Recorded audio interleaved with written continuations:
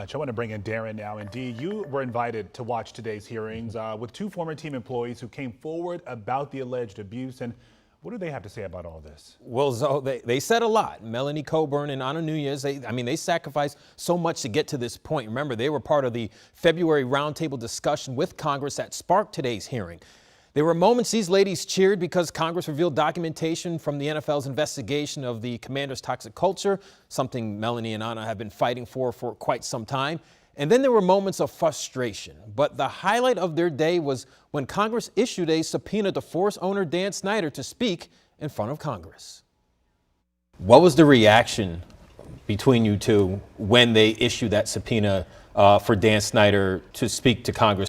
I think we cheered, didn't we? We cheered. We cheered yes, because for me, I didn't think it was going to happen. Well, I wished it was to happen, but to actually hear it from, Congresswoman Maloney to say we're subpoenaing him was huge.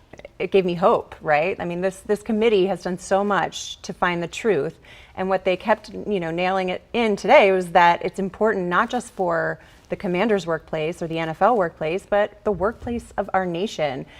If you can have everything your way right now, what would that look like? The report would be released, and Dan Snyder is no longer the owner of the Washington football team, or the Commanders as they are now. I'd say that, and I would add to it Roger Goodell. I think he also is complicit in this, and he needs to pay for it as well.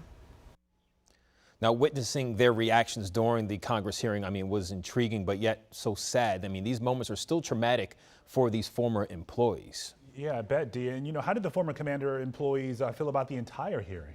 Honestly, Zoe, they still had so many questions like, why wasn't the videotape that featured naked Washington cheerleaders without their consent or knowledge ever mentioned? There was no mention of the allegations of financial improprieties by the team. And how could NFL Commissioner Roger Goodell allow owner Dan Snyder to purchase full ownership of the Washington Commanders franchise during an active investigation? And my guess, though, is these questions are for Dan Snyder.